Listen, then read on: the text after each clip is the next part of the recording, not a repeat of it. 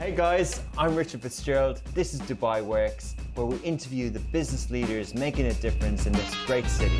That business with scalability was very interesting to me. I like building something that has legacy.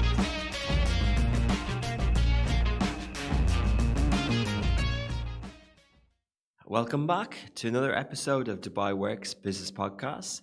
This week we're joined by Soham Shah, the co-founder and CEO of Selfdrive. They are a technology-based car subscription platform that helps car manufacturers and dealerships to put out brand new latest car models on roads via renting and leasing.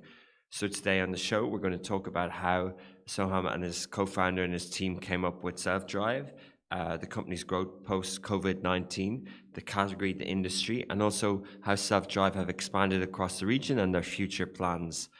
Good morning, Soham. A very good morning. Thank you so much for having me here today. Likewise, thanks a lot for joining. Appreciate you joining the business podcast. So yeah, as I explained in the intro, can you just talk a little bit about when you started Selfdrive and how you came up with the idea? So Selfdrive started back in India. We basically started here when we got an opportunity to work with certain corporates here, and they started requesting for a self-drive car here. Specifically, India does not have a market as such for the self-drive rentals, but we started looking at the technological aspect of it and say how can we make a reservation possible on this. And from there, we've been building the platform, understanding, working with certain amount. But then pure play, the real launch, I would say, happened in UAE when we've been invited by one of the OEM partners stating that, okay, what do you do? We really love it in India, and why don't you just come and look at what problems do we have here as such. And because it was a car manufacturer, the OEM really looking at it, and they really understand this problem, which was the unsold inventory. And as because UAE or the GCC as a region imports everything, and once the cars are imported, they really can't do much about it. They have to either sell or do something around with it. They have to put a discount, they have to make sure that the car moves to the road.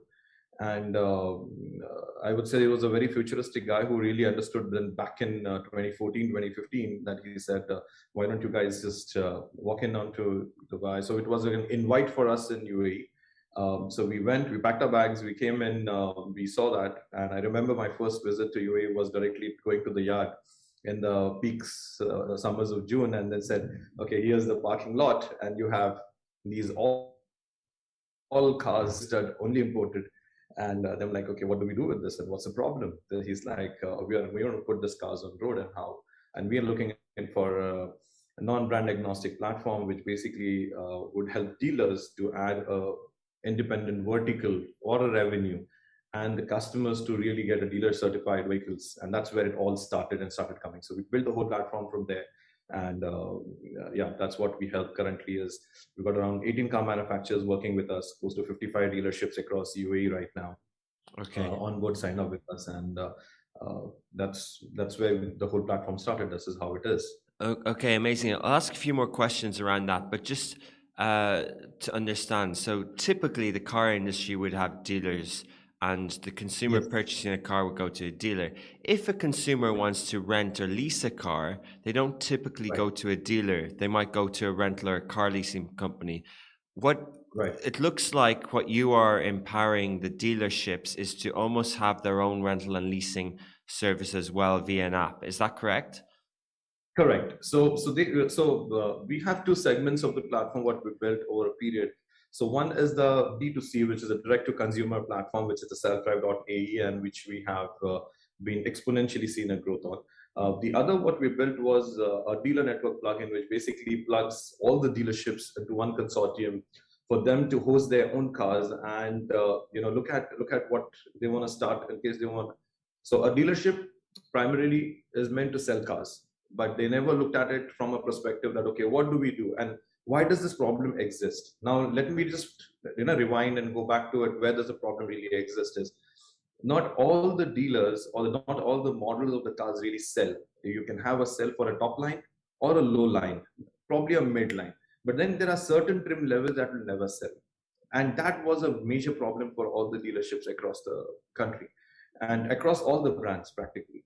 And they wanted to have a solution or a platform where they can host it all.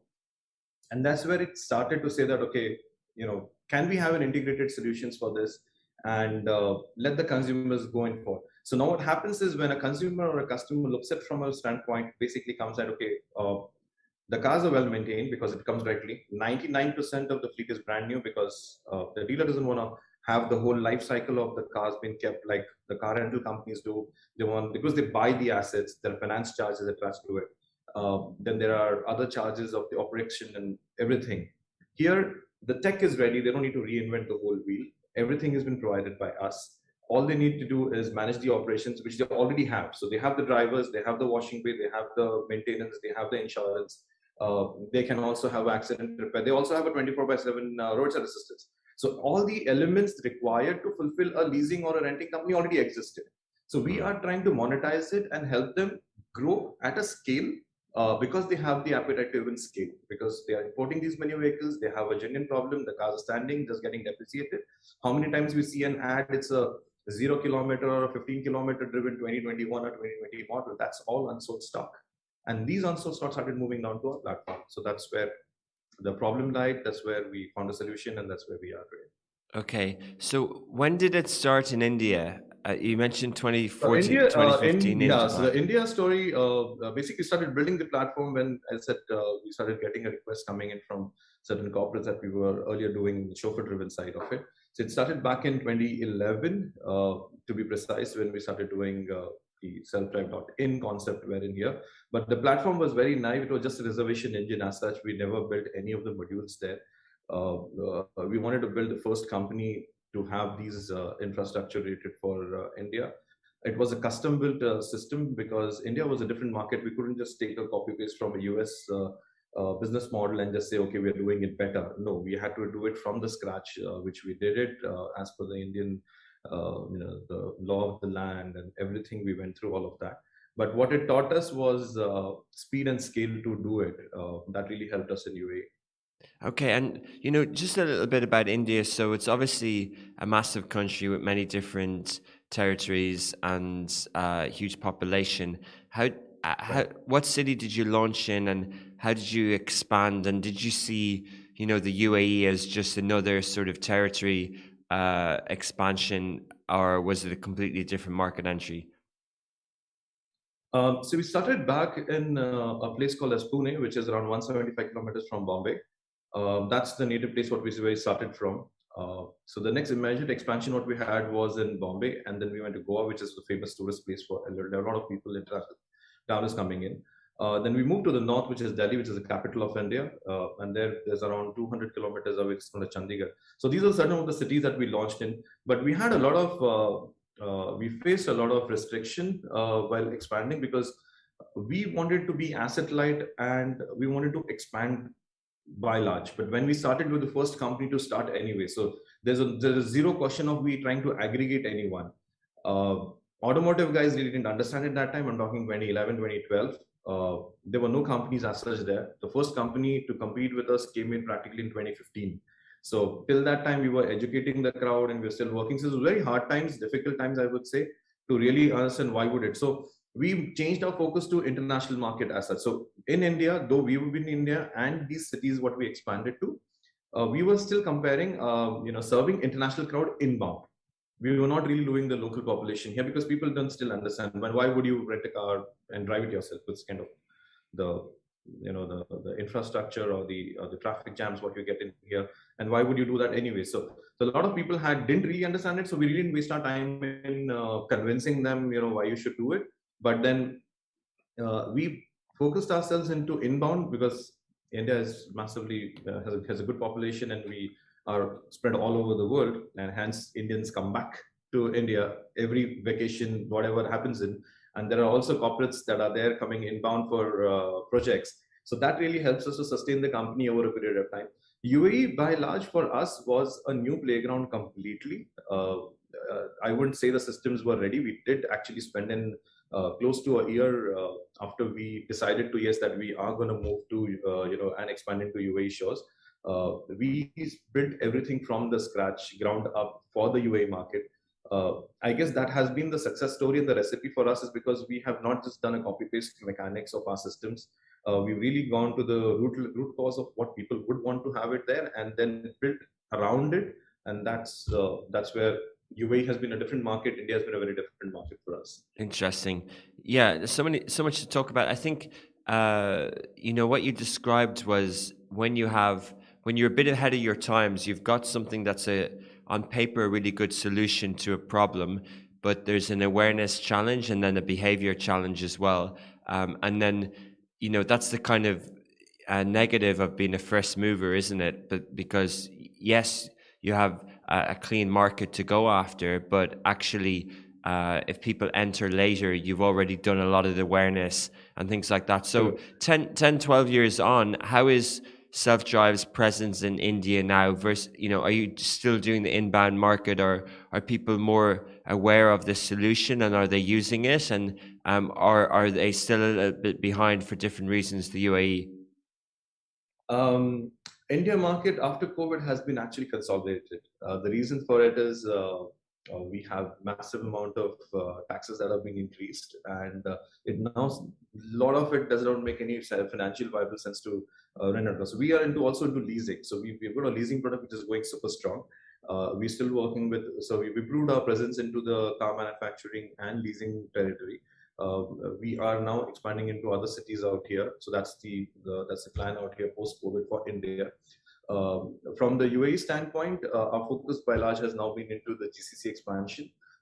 India will take its own curve to mature. It has matured to the retail segment of it, but then, as I said, considering the cost of fuel, the taxation, the way they've gone up, the cost of product itself, which is the cars itself, has gone multifolds up, and which has not been a real financial lucrative advice to really go and rent it, unless it's leasing, which is going great in corporates because they don't want to have the cars on their books, which goes great. But then retail, it's kind of been consolidated right now, deterministic, and it's been hit across. It's just not us. It's been across anybody who entered the market between say 2015 onwards, going up to 2018. There are barely any few players left in the retail segment that have been really being able to expand. So you and your co-founder also moved to the UAE about 2014, 2015. So you see Selfdrive as a UAE sort of success story now. Absolutely. Yeah. So I would really say that we are a UAE grown company because we build everything from the UAE's territory for the country there, except the reservation component, which was already done for the India. That's the only component that came along or tagged along with us there. But beyond that, everything was custom made for the UAE market and the requirement of the dealerships and the consumers looking at what their specific requirements are. Okay, and so you mentioned the number of dealers and partners that you have. What's the current team like? You mentioned asset light before, and of course with app technology, you're almost like a marketplace. You're almost like the middleman. What sort of team do you have in place, and how have you grown that within the UAE? How have you found building out the Selfdrive team here? Right. So we started very small. We really started very small. We just started on one table in Dubai Silicon Oasis. That's where we set up in 2016. 2017 we went live. That's 1 year we took in building some stuff. But now we are a team size of say close to 40 people, and in India we have a tech support. Back in here we're close to 35 people here. So that's the team size right now, and we have a full-fledged support system, including a development center back in UAE also to have tech support in case anything required, because it's just not app driven. We have the verticals, whether it's in web, whether it's PWA, whether it's an application, Android and iOS. So we have opened all the funnel channels, making sure that it's convenience for the customers to access any mode of it, what they're convenient, whatever they require. So we are there. Okay, amazing. And did you raise funds? We are bootstrapped. Wow, bootstrap profitable? Very profitable, absolutely. We are profitable. We reached our break even in the first 2 years of our operations, and we successfully grew exponentially during COVID. We'll have a COVID question later, but then again, we've seen a great potential of growth here, and we'll be profitable. Yes. Does the majority of the revenue get generated from? Is it from fees? Is it from usage, or how does the business model work? So business model is quite simple. we get these cars which are kind of exclusive models, which are not there in available easily on rent-a-car. So that makes us very, very different from other rent-a-car companies. So anybody would come up and say, okay, I can get the same model at a different price point in rent-a-car. Heads up, yes, you can do that anytime. But what happens is when you start getting a dealer on board or backed up with you, what happens is there are tons of models that will never enter a rent-a-car segment. So the cluster or the category of the vehicles are very different. And that's where in the pricing is also very different. As I said, everything is ready at a dealership.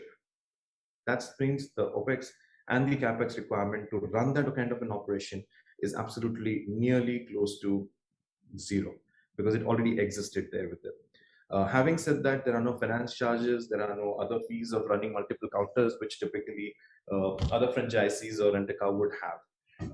So these costs really minimize the operation and minimize the cost of us to have a purchase. So we have a purchase rate that would come into us, and we basically have a markup fee that we basically see that, okay, to run these kind of operations, what we want to do, what would we charge? So there will be a small charging fee that will say there's a fees charge that is to be done there, and then the customer pays that. Because, and why does the customer go with us is because these are the unique model that they will not see, because rent-a-car, all of them, you will see a certain level of models only been bought because they're looking at from their residual value point of view, from the utilization point of view, from the current demand of that vehicle make and model.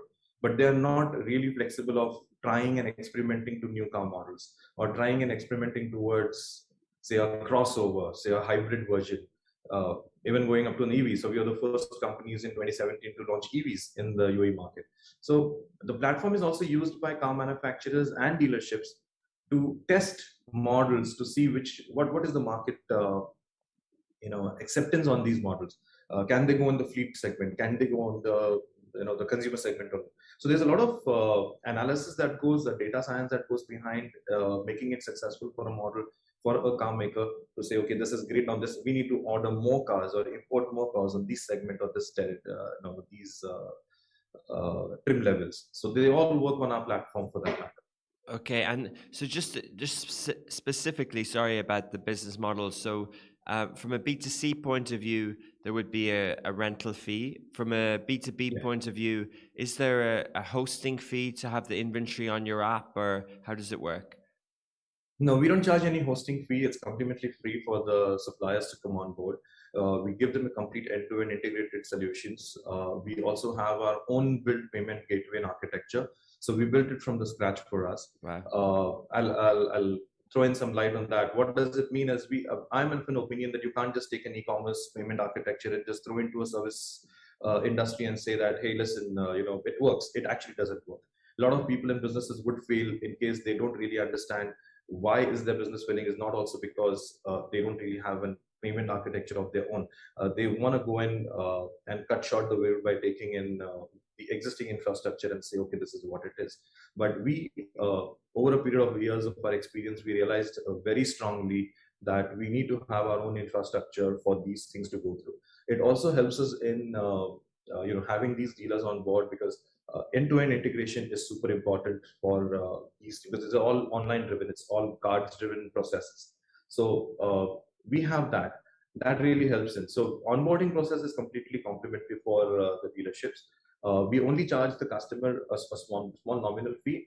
What makes interesting as a business model is because it's a long term, it's subscription based, which is a success story for the company in UAE, which is that like people tend to take it for 1 month, keep on extending till the time they wish, like, and that's where we keep on making a small fee every month, and that's where our revenue gets generated. That's why we see that once we have an acquisition of a customer done, he stays with us closely 6 to 7 months with us, and then 6 to 7 months is a good amount of time that we monetize our cost of acquisition, cost of marketing and everything, and we can grow simultaneously. Okay, interesting. So are you seeing, the people in the UAE who use your service from a consumer point of view, are there also, what's the mix between, a regular retail consumer and a corporate? Are companies leasing their vehicles through Selfdrive as well?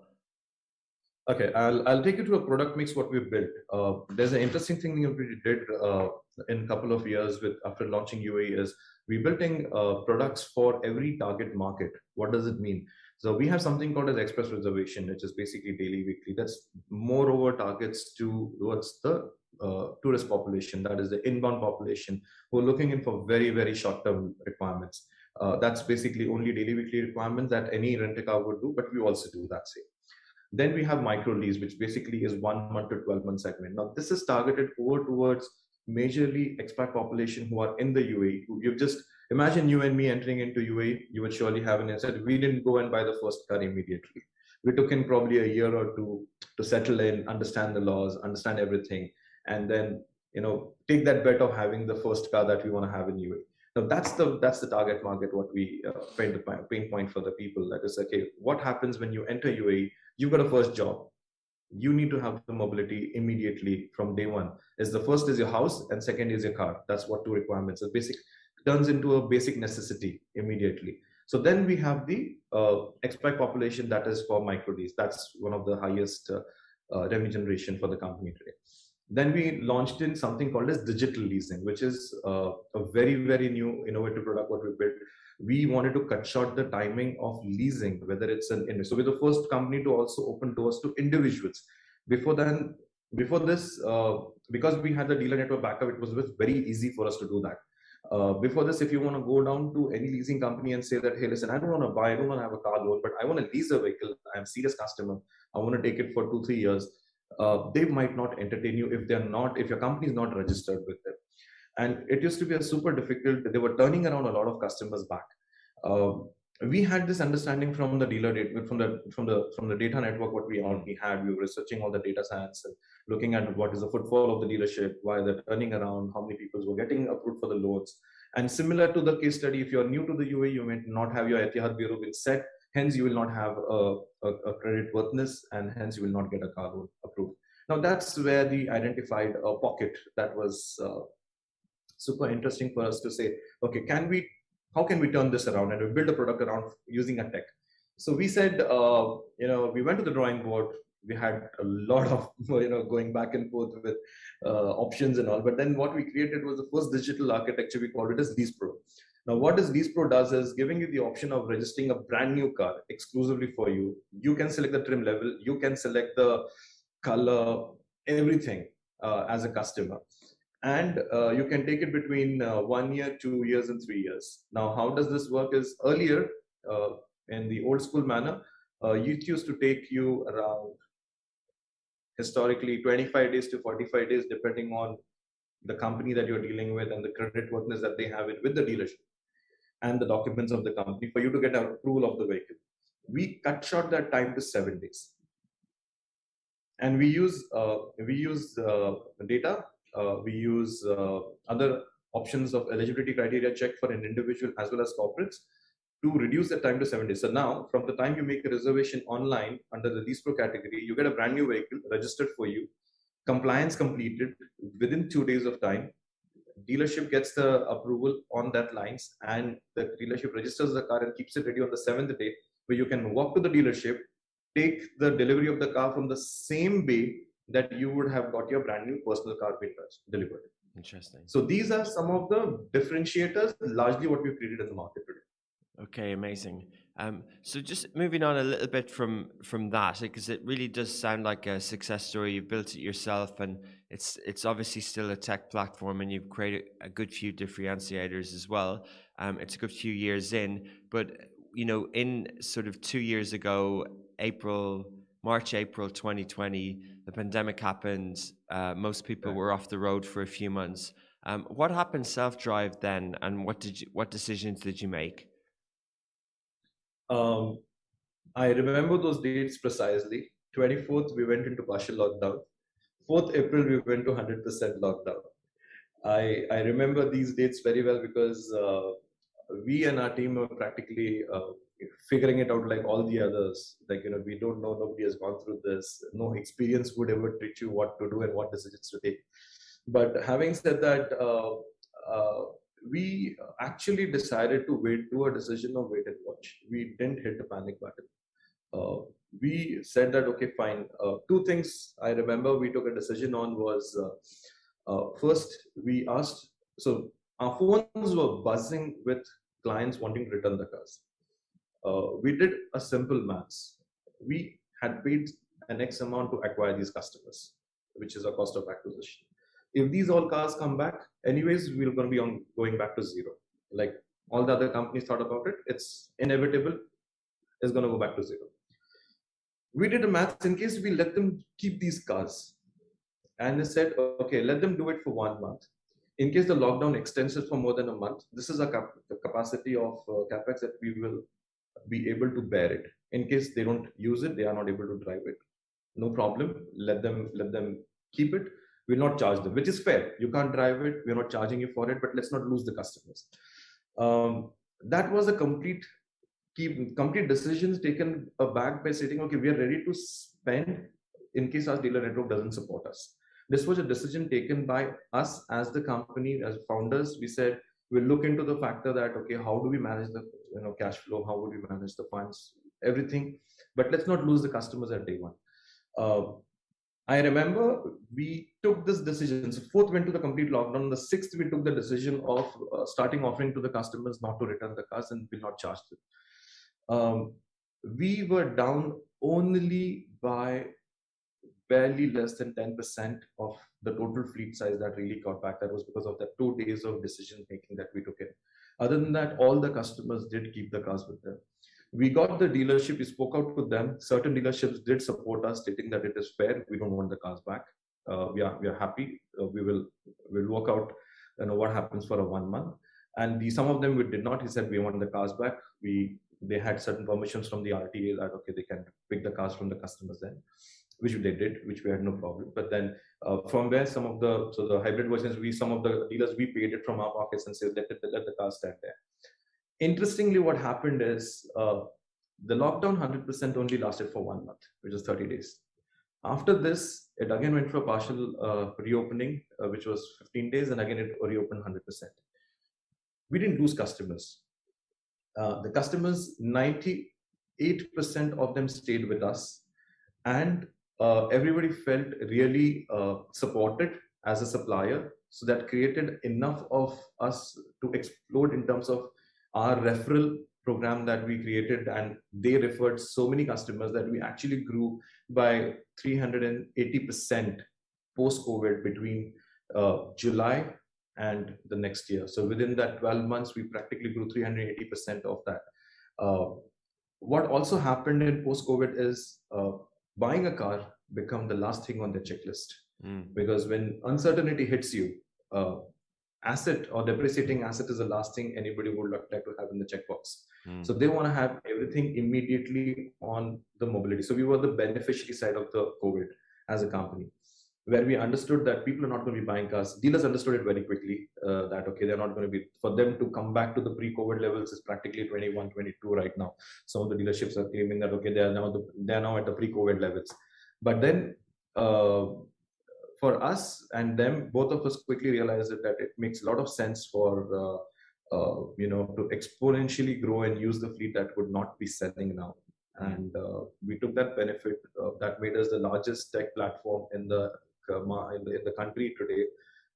We have ever support from the customers. We've been trying hard to serve whatever we can at our best and increasing the team size, because we grew from, during COVID, we were a team size of 12. Proud to say we never deducted a single dirham of salary. We never fired anybody, or we didn't have any of the restrictions being imposed on them. We said, let's wait and watch. Anyways, things are going to go to zero. Yeah. If till the time we can afford to have the whole team size and we have that much of runway in our cash flow, we will keep them. If that never happens and we have second lockdown, or if we have the lockdown extended and anything, we go zero at day 1, we go zero at day 5.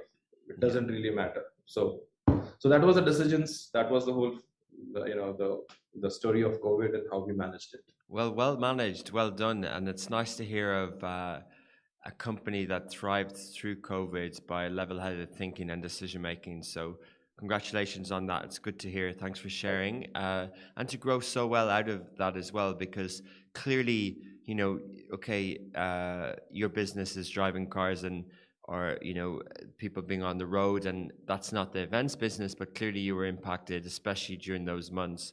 Couple of questions around the category and the industry that you're in. I'll go through specific ones, but you're self-funded. It is about car renting. Actually, a segue from the pandemic. One company a global company like the incumbents for rental, Hertz. There was a very well documented story of them in bankruptcy and then back and impacted by this. How do you see yourself as a disruptor for the incumbent car rental companies who do so well at airports and do so well at market entry and things like that? And how do you see that as being a competitor to traditional rental companies?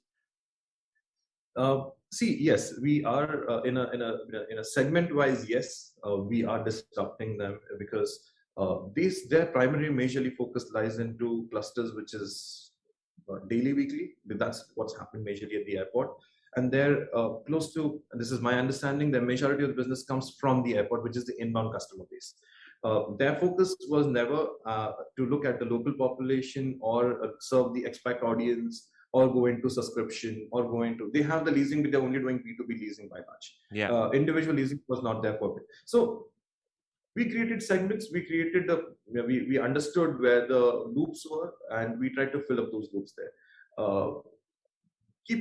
They basically are still asset heavy. They're buying cars. As I said, they would not go in for buying cars which basically do not make financial or do not make any profitable sense for them. So that differentiator will keep on happening and disrupting the industry, because you would want to drive a car which is not rent-a-car friendly in terms of financial trajectory. You would find it with us. Having said that, they also are one of the leaders in the market with the way they are going forward with acquisition, and they have also realized that the subscription also makes sense, or individual leasing. So they are also opening it up. But then again, till the time we backed up by the dealerships, we backed up by the deep pockets who can give us that kind of growth and scale. You understand, we have no car on our books. We don't have anything on our books, and we are at a scale of 3,000 vehicles on road. Wow. To do the same thing with having asset heaviness, the amount of deep pockets you will have to make sure that the finance charges, the banks is taken care of, and the RVs are taken care of, then the utilization has to be taken care of. There's a different maths. The whole calculation and the business model is completely different from what we do and from what they do. They are a different segment altogether. But yes, the target market or the consumer market remains to be the same, but it's a very different approach from two different verticals. Okay, I get it, and you've explained it really well. And as the conversation goes on, I'm realizing that you've solved a few different problems at once, from a consumer point of view, but also from a car dealership point of view on their inventory. But that market, that industry is often motivated by test driving, and you explained that they would get a good idea of what cars people like and things like that. So it sounds like a really well thought out business strategy. Another kind of competitor question who've also filled that gap of inventory but do it in a different way is the sort of rent but drive the car yourself. And in this market and on the Dubai Works Business Podcast, we've spoken to UDrive and eCar. Apart from the obvious where the person leases the car subscription and keeps it for a while and drives it themselves, and I believe that some of them are doing that as well. Would you see them as competitors? Yeah, so from the eDrive and eCar perspective, we are very well aware about the kind of tech that's required behind it. We have that tech too, because we have been doing that back in India, and for a certain amount of corporates, we used to do a plug and play, used to call it a tap and go technology, where you have your tap or you access the key of the vehicle from your mobile devices and everything. Now, from the permanent rental side, it makes a good viable business if it's have a density of that kind of requirement coming by. But when we approached we have been looking at by one of the OEMs and the RTA to supply that kind of technology. Can you just explain OEM in this context? The original manufacturers, the car manufacturer, the original the car manufacturers and the dealer network. We were together partnered to uh, launched the same during the e-car and the U-Drive. It's 2016, 2017 modeling. The viability of it initially did not make, because there is a climate condition that keeps in your seasonality effect, where you have the 6 months, probably people don't mind walking down 2 blocks away to get a car, but during peak hot season it's very difficult for people to really take that call just because I want to. People want everything at their doorstep. So deliveries make sense, all of those structures make sense, taxis are efficient in Dubai and all of the region right now. Having said that, it started making and the cost parameter able to charge you at that level. These also started thinking, okay, you're doing all of this, but that really, is it really solving a purpose on a day-to-day? Yes, and as it matures, as it grows, people have the acceptability. But I felt we are going back to the India segment where we have to educate a lot of people, train them doing all of that, and again requires a lot of cash flow. So I said, let's not, unless and until it's matured, let's not get into, because I have had my understanding of educating people and not really being able to scale. So my whole understanding was, if there's no scalability, I'm really not excited about that. I want to see 1,000 units, I want to see 2,000 units coming by from that product lineup, and real having problem solving elements where people love it. And that makes a lot of business model architecture support. Other than that, if there's something new, yes, it may get a limelight on that time, but if you go back and try to manage that whole show, it's a nightmare. Okay, interesting. So there's so many trends and talking points about the automotive industry, the future of the automotive industry, whether it, and you provide them, whether it's electric vehicles, whether it's self-driving cars, and different trends in that industry. Speaking, before we get to those in detail, just specifically at the moment, and we talked about the pandemic, there seems to be a shortage of supply of and second-hand cars are in high demand, and there's a sort of still a global logistics problem. Is that how you view that? How long is that going on for, and does that impact your business in any way? Yes. So we've been lucky enough, I would say, that we really not felt that kind of intense shortage. Certain dealers did go completely stop sale, considering that there are no fleet available to put it across. And they have pre-bookings right now, which basically is that whatever the supply they're getting, they already pre-booked. So hence certain car models, certain brands have been not there on the platform, which we've been missing them out. But then because we've been having such a large consortium of dealerships working along with us and different brands working along with us, we have been in a continuous supply availability there. So on the platform, we have not seen a shortage. We've gone through the whole shortage last year. It started somewhere in the mid Q2, Q3. It went slightly excess because there's a massive demand coming because of the expo also, of the sales of the cars that picked up.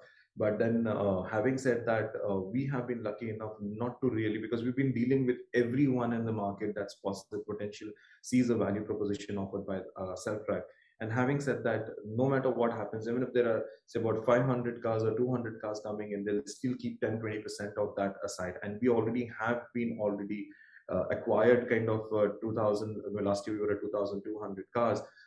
They reshuffled again. So having those kind of customers again reshuffled, we were always having fleet availability from that segment. We did feel a bit of crunch in early January and a bit of February, but then again it was eased up very soon. How long would it last? It idealistically was being anticipated it would be till Q3 as of now. So that's the last update. What I have is post Q3 or mid somewhere around Q3, we're looking at things slightly by largely easing up, because they're still launching a lot of new models, which means that there's a lot of potential coming in, that these models still will be working on their timelines and will make their way to the market inside. Okay. And having said that, we will still be getting those access of brand new vehicles, because we are not worried about that one particular model. Like other car rental companies, we're like, okay, I only need a next model. When is that coming in? And we are not worried on that. We're like, any new model that is launched, we have it on we have it on our platform. Okay. So a lot of new car launches also have it, or we happen on our platform. That helps us to get that market traction even. So we totally are not hit that much. Great, yeah, that's good to know. So the automotive industry is over 100 years old. How big a seismic shift is what's happening at the moment with electric vehicles and investment and new players in the market. How, away from sort of your business and self-drive, if you were an industry analyst on automotive, how would you describe what's happening at the moment, what the big players are doing, and the size of the challenges that they face? From my standpoint or a viewpoint, I would say the market is currently divided into three clusters. The cluster one is the current existing one, which is the IC engines, which is the internal combustion engines, which currently the market where everybody's still buying those cars, everybody has those cars, and is divided the world into countries which are currently adapted to the EV segments, who has the infrastructure. Countries who don't have the infrastructure are still buying the IC engines. The second one is the electric vehicles transformation that is currently happening around the world, which is new cars, new car makers venturing into it. They're looking at the technology, they're looking at the ways of improving it, they're looking at understanding, okay, this could be the next big thing for them as an automotive manufacturer, that, okay, this could lead to the success story and the sustainability of their projects. The third is slightly distinctive, but there's still a lot of companies still experimenting, is I guess I missed on that name though, but let me come back to you. So typically three of them working on it. The third is, I'll get back. Let me give me some time. So one is the IC, other one is the EV and the hydrogen fuel cells. The third one is hydrogen fuel cell cars. So there are companies enoughly investing into hydrogen fuel cell also, which they basically feel is going to be the sustainable way to move forward. So there are already cars getting launched in a couple of countries. UK has it, US has it, but there are in the certain clusters only.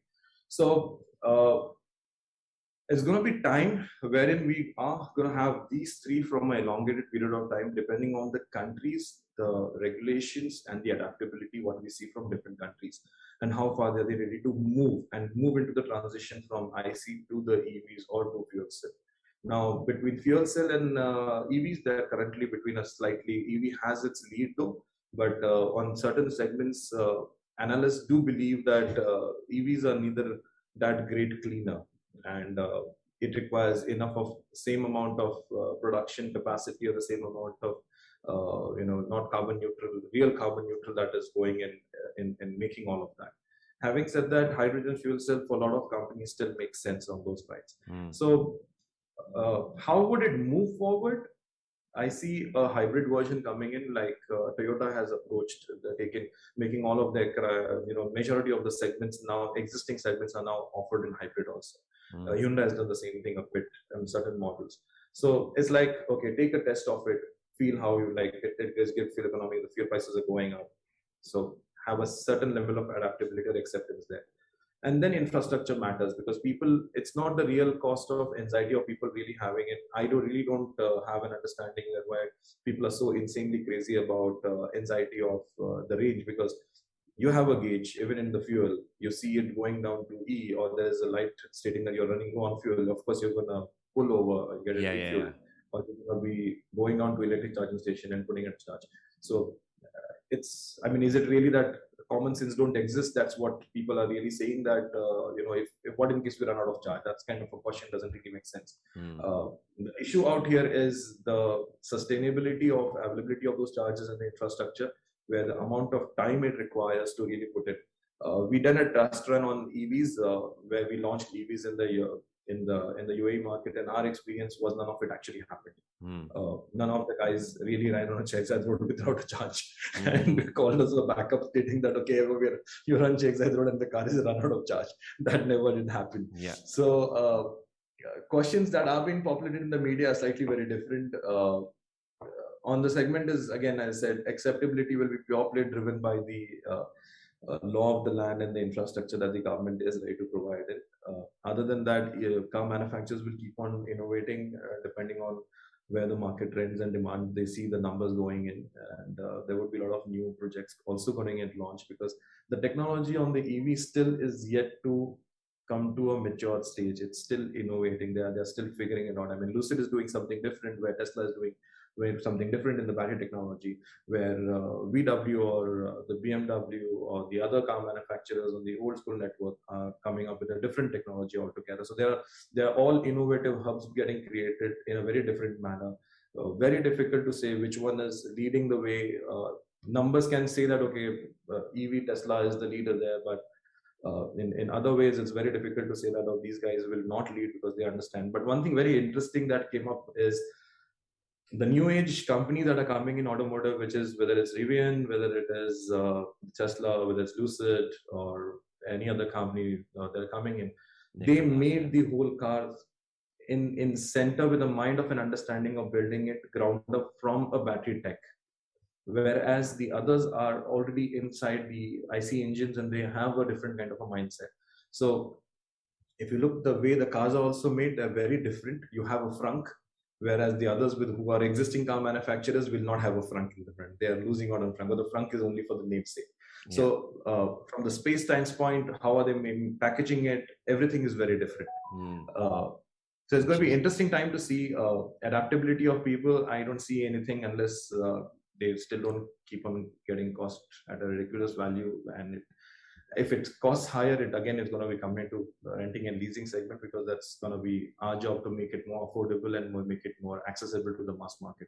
So definitely. And again, EVs don't depreciate the way IC engines do.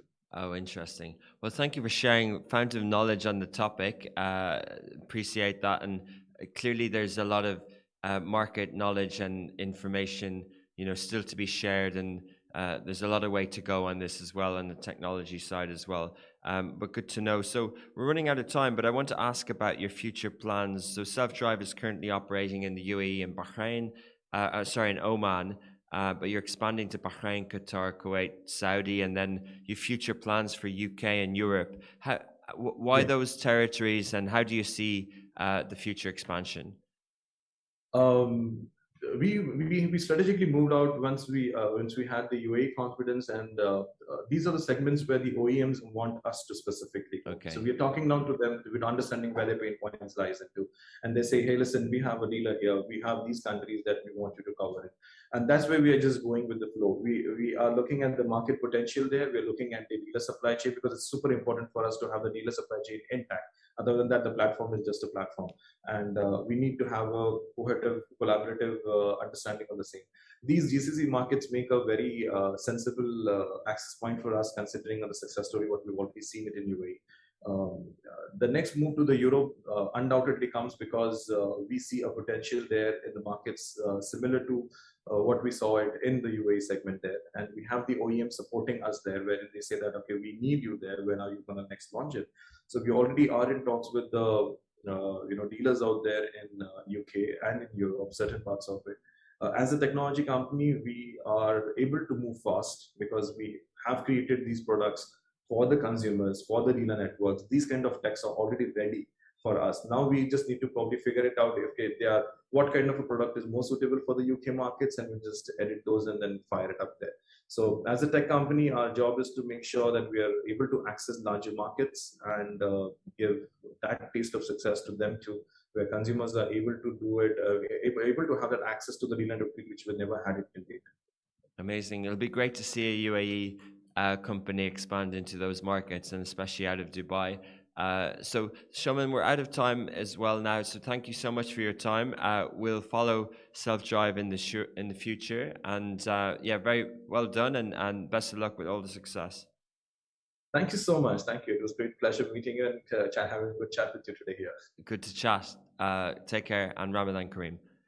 Hey guys, I'm Richard Fitzgerald. This is Dubai Works, where we interview the business leaders making a difference in this great city. That business with scalability was very interesting to me. I like building something that has legacy.